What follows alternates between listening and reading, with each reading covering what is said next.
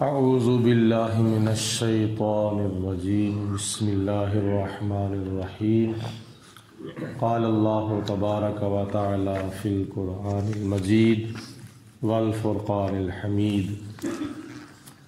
قرآن مجید فرقان حمید کے 12ویں پارے میں یہ صورت یوسف ہے۔ قرآن پاک کا سپارہ بھی 12واں ہے اور ترتیب قرآن کے مطابق سورت بھی 12ویں ہے۔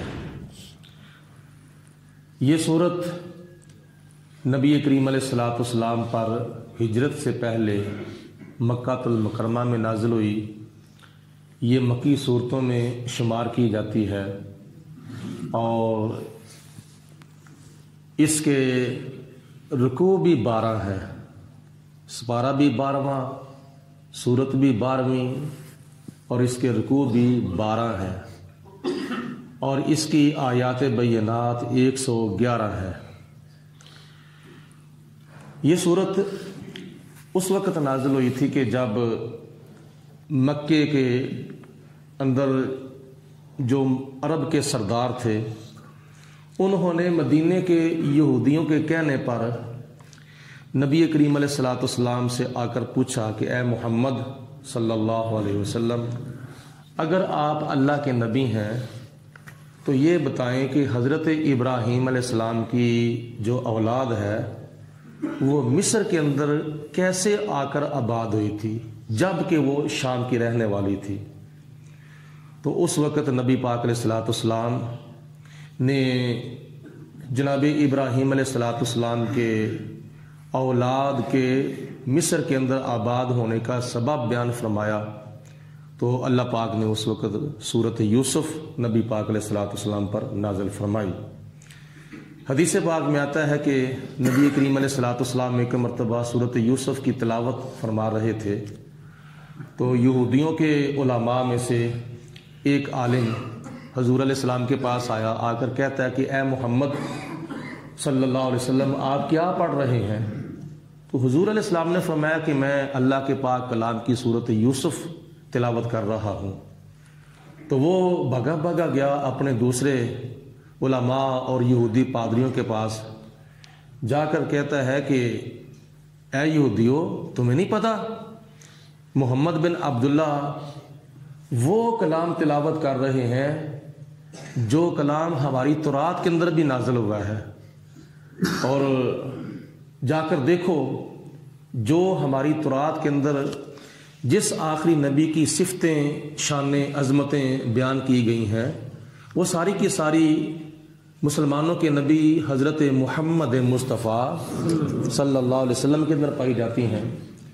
تو یہودیوں کا ایک بہت بڑا گروہ حضور علیہ السلام کے پاس آیا اور آ کر نبی پاک علیہ السلام کو پہچانا سورت یوسف پڑھنے کی وجہ سے، اور حضور علیہ السلام کو پہچان کر پھر نبی پاک علیہ السلام کا کلمہ پڑھ کے مسلمان ہو گیا۔ تو کئی یہودیوں کے مسلمان ہونے کی یہ صورت سبب بھی بنی تھی۔ تو قرآن مجید فرقان حمید کے اندر اللہ پاک کی ذات بابرکات نے یہ حضرت یوسف علیہ الصلوۃ والسلام کا قصہ جو ہے وہ بیان فرمایا ہے۔ جناب یوسف علیہ السلام کا ذکر خیر اللہ پاک نے سورت مومن کے اندر بھی کیا ہے اور سورت انعام کے اندر بھی کیا ہے، لیکن اشارتاً سورت یوسف کی آیت نمبر 1 سے لے کر آیت نمبر 104 تک اللہ پاک نے حضرت یوسف علیہ السلام کی زندگی کے حالات بڑی تفصیل کے ساتھ بیان فرمائے ہیں۔ جناب یوسف علیہ السلام کی بچپن سے لے کر جوانی تک، جوانی سے لے کر بڑھاپے تک اور بڑھاپے سے لے کر وفات تک بڑی تفصیل کے ساتھ اللہ پاک نے جناب یوسف علیہ السلام کا قصہ بیان کیا ہے۔ اب بھی اللہ تعالیٰ خیر فرمائے کہ چند درسوں کے اندر میں یوسف علیہ السلام کے اس واقعہ کا ذکر کروں گا، لیکن تفصیل کے ساتھ نہیں، اشارتاً، کیونکہ صبح کے ٹائم تھوڑا ہوتا ہے، تقریباً 10-15 منٹ کا، تو جس کے اندر چند آیات بینات پڑھی جاتی ہیں۔ ویسے تو تقریباً میں اپنے جامع مسجد قمر الاسلام کے اندر تقریباً 33 سالہ دورے خطابت کے اندر 3 مرتبہ میں یہ قصہ بیان کر چکا ہوں، 2001 میں، 2005 میں اور 2019 میں۔ تو اب اشارتاً کچھ باتیں جو ہیں یوسف علیہ السلام کی زندگی کے حالات کے بارے میں سماعت فرمائیں۔ شروع کرتے ہیں اللہ کا نام لے کر، بسم اللہ الرحمن الرحیم، اللہ کے نام سے شروع جو بڑا مہربان نہایت رحم کرنے والا ہے۔ اس صورت کو اللہ پاک نے حروف مقطعات سے کیا ہے۔ الف لام را، یہ حروف مقطعات ہیں جو لکھے ملا کے جاتے ہیں اور پڑھے الگ الگ جاتے ہیں۔ ان کا حقیقی طور پر معنی اللہ تعالیٰ کی ذات اور اللہ کے پیارے رسول علیہ السلام اللہ کی عطا سے جانتے ہیں۔ تلک آیات الکتاب المبین، قرآن پاک کی جو آیتیں ہیں یہ روشن کتاب کی آیتیں ہیں۔ 6666 آیات بینات جو ہیں یہ کتاب مبین یعنی روشن کتاب کی آیتیں ہیں۔ انا انزلناہ قرآنا عربیا، بے شک ہم نے اس قرآن کو عربی زبان کے اندر نازل کیا ہے۔ لعلکم تعقلون، تاکہ تم اس کو پڑھ کر سمجھ جاؤ۔ اللہ پاک چاہتا تو کسی اور زبان میں بھی قرآن پاک نازل کر سکتا تھا، تو اللہ پاک نے عرب کی سرزمین پر عربی زبان کے اندر قرآن پاک نازل کیا، اس لیے کہ نبی پاک علیہ السلام کی مادری زبان عربی تھی، تو عربی کے اندر اللہ پاک نے یہ قرآن پاک نازل کیا ہے تاکہ اہل عرب اس کو سمجھ جائیں۔ نحن نقص علیک، اے میرے پیارے حبیب علیہ السلام، ہم آپ کے اوپر بیان کرتے ہیں احسن القصص، قصوں میں سے جو بڑا حسین قصہ ہے ہم وہ آپ کے سامنے بیان فرماتے ہیں۔ یعنی اللہ تعالیٰ جبریل علیہ السلام کے ہاتھ بھیجتا ہے، جبریل حضور علیہ السلام کے پاس یہ احسن القصص لاتے ہیں اور حضور کو سناتے ہیں۔ احسن القصص، قرآن پاک کے اندر جتنے بھی نبیوں کے واقعات ہیں ان میں سے کسی کو بھی خدا نے احسن القصص نہیں فرمایا اس واقعہ کے سوا۔ احسن القصص کا مطلب ہے قصوں میں بڑا حسین، بڑا پیارا قصہ۔ تو اس کی ایک وجہ یہ بھی ہے کہ جناب یوسف علیہ السلام نے اپنے بھائیوں کے ساتھ بڑا احسن سلوک کیا تھا۔ بھائیوں نے اگرچہ ظلم کیا تھا، حسد کیا تھا، تو یوسف علیہ السلام نے اپنے بھائیوں کے ساتھ بڑا احسن سلوک فرمایا تھا۔ غلبہ ہونے کے باوجود، حکومت ہونے کے باوجود آپ نے ان کو ملامت نہیں فرمائی، ان سے بدلہ نہیں لیا تھا، بلکہ یوسف علیہ السلام نے فرمایا آج میں تمہیں معاف کرتا ہوں، آج تمہارے اوپر کوئی علامت نہیں ہے۔ تو یہ احسن سلوک کرنے کی وجہ سے اللہ پاک نے اس قصے کو احسن القصص فرمایا۔ بما اوحینا الیک ھذا القرآن، اے میرے حبیب علیہ السلام ہم یہ قرآن پاک وحی کے طور پر آپ کے اوپر نازل کر رہے ہیں۔ وَإِن كُنْتَ مِن قَبْلِهِ لَمِنَ الْغَافِلِينَ، اور بے شک آپ اس سے پہلے توجہ نہ فرمانے والے تھے۔ یعنی نبی پاک علیہ السلام کے لیے اللہ پاک نے لامن الجاہلین نہیں فرمایا، لامن الغافلین فرمایا ہے، کیونکہ لامن الغافلین کا مفہوم اور ہے، لامن الجاہلین کا مفہوم اور ہے۔ جاہل وہ ہوتا ہے جس کو علم نہ ہو، اور غافل وہ ہوتا ہے جس کو علم تو ہو مگر اس کی توجہ نہ ہو۔ مثال کے طور پر آپ نماز پڑھ رہے ہیں یا میں نماز پڑھا رہا ہوں، مجھے پتہ ہے کہ ایک رکعت پڑھ کر اٹھنا ہے دوسری رکعت کے لیے، علم ہے، لیکن بھول کر اگر میں بیٹھ گیا ہوں تو یہ کیا ہے؟ میری غفلت ہے، یہ میری کیا نام ہے، بے خبری ہے۔ اور یعنی علم ہے مجھے کہ 2 رکعتیں پڑھ کے بیٹھنا ہے، 1 رکعت پڑھ کر نہیں بیٹھنا، اگر میں بیٹھ گیا ہوں تو یہ میری غفلت ہے، میری توجہ نہیں ہے۔ تو اللہ تعالیٰ اپنے محبوب علیہ السلام کی توجہ اس واقعہ کی طرف دلا رہا ہے کہ اے میرے محبوب، اس سے پہلے آپ کی توجہ حضرت یوسف علیہ السلام کے واقعہ کی طرف نہیں تھی، یہ سورۃ یوسف ہم آپ کے اوپر نازل کر کے آپ کی توجہ اس طرف دلا رہے ہیں۔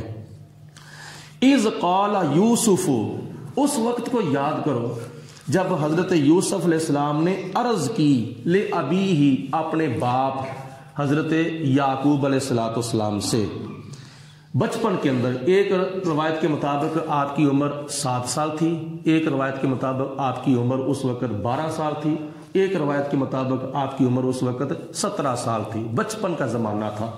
تو یوسف علیہ السلام نے خواب دیکھا اور وہ خواب اپنے باپ حضرت یعقوب علیہ السلام سے بیان کیا۔ اذ قال یوسف لابیہ، اس وقت کو یاد کرو جب یوسف علیہ السلام نے عرض کی اپنے باپ سے، یا اباتی، اے میرے باپ، انی رأیت احد عشرہ، بے شک میں نے دیکھا ہے، احد عشرہ کوکبا، 11 ستاروں کو، احد 1 عشرہ 10، 11 ستاروں کو میں نے دیکھا ہے، کوکبا جو 11 ستارے تھے، والشمس اور میں نے سورج کو دیکھا ہے، والقمر اور میں نے چاند کو دیکھا ہے، رأیتہم لی ساجدین، میں ان کو اپنے تائیں سجدہ کرتے ہوئے دیکھا ہے۔ اے میرے باپ، میں نے 11 تاروں کو آسمان سے زمین پر اترتے ہوئے دیکھا ہے، چاند کو زمین پر اترتے ہوئے، سورج کو زمین پر اترتے ہوئے دیکھا ہے، انہوں نے اتر کر مجھے سجدہ کیا ہے۔ تو آگے سے جناب یعقوب علیہ السلام نے اس خواب کی تعبیر بیان فرمائی کہ اے میرے بیٹا، قال یا بنیا، یعقوب علیہ السلام نے فرمایا کہ اے میرے بیٹا، لا تقصص رؤیاک، یہ خواب بیان نہ کرنا، علی اخواتک، اپنے بھائیوں پر، یہ جو تیرے 11 بھائی ہیں نا، ان کے سامنے یہ خواب بیان نہ کرنا۔ اس سے ایک چیز یہ معلوم ہوئی کہ اچھا خواب جو ہے وہ رحمان کی طرف سے ہوتا ہے، اور برا خواب جو ہوتا ہے وہ شیطان کی طرف سے ہوتا ہے۔ اچھا خواب جو ہے وہ عام بندے کو نہیں بتانا چاہیے، اس کو بتانا چاہیے جو بندہ خاص ہو اور جو اس سے محبت کرتا ہو۔ حسد کرنے والے کو یا جلنے والے کو اپنا اچھا خواب بیان نہیں کرنا چاہیے۔ اگر برا خواب آیا ہے تو وہ کسی سے بھی بیان نہیں کرنا چاہیے، بلکہ بائیں طرف 3 مرتبہ تھوک کر لا حول ولا قوت الا باللہ العلی العظیم پڑھ کے دائیں طرف منہ کر کے سو جانا چاہیے۔ تو کیونکہ یہ جو اچھے خواب ہوتے ہیں یہ فرشتوں کا کلام ہوتا ہے، اور برے خواب جو ہوتے ہیں یہ شیطان کا کلام ہوتا ہے۔ تو اللہ تعالیٰ کی ذات بابرکات نے فرمایا کہ جناب یعقوب علیہ السلام نے آگے سے نصیحت کی کہ اے میرے بیٹا، یہ خواب اپنے بھائیوں کے سامنے بیان نہ کرنا، کیوں؟ فَيَكِيدُوا لَكَ كَيْدًا، وہ آپ کے ساتھ کوئی نہ کوئی سازش ضرور کریں گے، مکر ضرور کریں گے۔ ان الشیطان للانسان عدو مبین، بے شک شیطان انسان کا کھلا دشمن ہے۔ آگے مزید یعقوب علیہ السلام نے ارشاد فرمایا وَكَذَلِكَ، اور اسی طرح يَجْتَبِيكَ، اس خواب کے اندر جو آپ کو اشارہ ہوا ہے نا، اس کی وجہ یہ ہے يَجْتَبِيكَ رَبُّكَ، آپ کا رب آپ کو چن لے گا، منتخب فرمائے گا، نبوت کے لیے بھی اور حکومت کے لیے بھی۔ وَيُعَلِّمُكَ مِن تَأْوِيلِ الْأَحَادِيثِ، اور تمہیں خوابوں کی تعبیر بھی اللہ تعالیٰ سکھا دے گا، باتوں کا انجام نکالنا اور خوابوں کی تعبیر بھی اللہ تعالیٰ تمہیں سکھا دے گا۔ وَيُتِمُّ نِعْمَتَهُ عَلَيْكَ، اور آپ کے اوپر نعمت بھی مکمل فرما دے گا، علم بھی دے گا، فضل بھی دے گا، حکومت بھی دے گا، نبوت بھی دے گا، اور دنیا اور آخرت کی بے شمار بلائیاں اللہ تعالیٰ آپ کو عطا فرمائے گا۔ وَعَلَىٰ آلِ یعقوب، اور آپ کے باپ یعنی میری آل کے اوپر بھی اللہ تعالیٰ اپنی نعمت کو مکمل فرما دے گا۔ کما اتمہا، جیسے خدا نے اپنی نعمت مکمل فرمائی تھی، علی ابویک من قبل ابراہیم و اسحاق، جیسے آپ سے پہلے آپ کے باپ دادا حضرت ابراہیم علیہ السلام اور حضرت اسحاق علیہ السلام اللہ تعالیٰ نے اپنی نعمت مکمل فرمائی تھی۔ ان ربک علیم حکیم، بے شک آپ کا رب حکمتوں والا بھی ہے اور بے شمار جاننے والا بھی ہے۔